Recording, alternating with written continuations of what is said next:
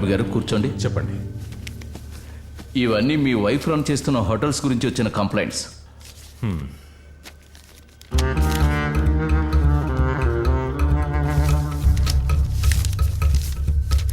చూసారుగా, అన్నీ ఒకే hand writing, ఒకే address. వాళ్ళు ఎందుకు ఇలా చేశారో మీరే ఎంక్వైరీ చేయండి. సరే సార్.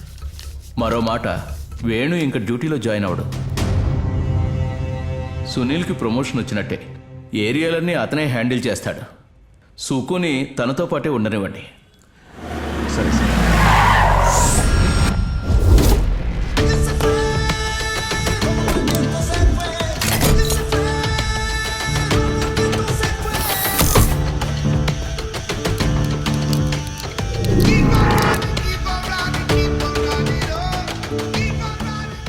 రే సునీల్, రే నిన్ను చూస్తుంటే చాలా సంతోషంగా ఉంది. ఎవరా నువ్వు? ఏమని పిలిచావు? సునీల్. అంతకుముందు ఇంకేంటో పిలిచావు? రే సునీల్, ఎప్పుడు అలాగే కదా పిలుస్తాను, కానీ ఈ రోజు నుంచి అలా పిలవకు.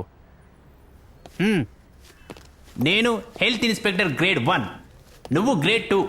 అంటే సీనియర్ అయిన నన్ను నువ్వు ఎలా పిలవాలి? సార్ అని పిలవాలి. అది మర్యాద. సరే సార్. Sir congratulations. కొత్తగా డ్రెస్ ఒంటి మీదకి వచ్చేసరికి కళ్ళు నెత్తికెక్కినట్టు. మిస్టర్ వేణు, ఓ ఈ మాట మీ నాన్నతో చెప్పు. నిన్ను నేను ఏమైనా అనొచ్చు, కానీ అనను.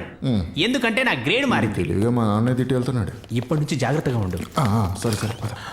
మిస్టర్ పట్టునా, ఇప్పుడు మేమిద్దరం ఒకే గ్రేడ్, పేరు పెట్టి పిలవచ్చు. మిస్టర్ పట్టు, చెప్పండి. మీరు కొన్ని విద్యలు చూపించి ఫేమస్ అయ్యారు, అది విన్నాను.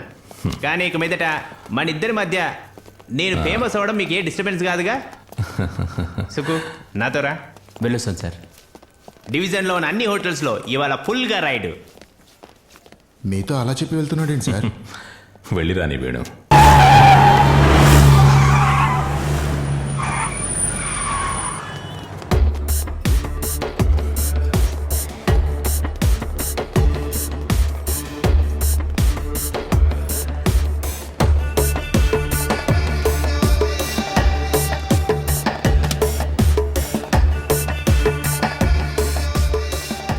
సార్ పట్టాభిరామ్ గారు, మీకు మీ ఆవిడకు మధ్య వచ్చిన ఈగో క్లాష్ని నా హోటల్లో తీసుకోవాలని అనుకోకండి. పోలీసులతో పాటు వచ్చాను. నన్ను అడ్డుకుంటే తరువాత నీ అడ్డు తొలగిస్తారు.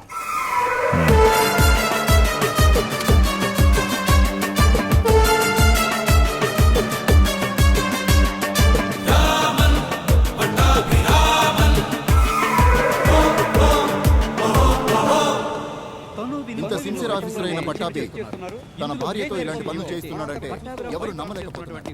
ఒక బాధ్యతాయుతమైన పదవిలో ఉండి ఈ విధంగా చేయడం ప్రజలు నమ్మలేకపోతున్నారు.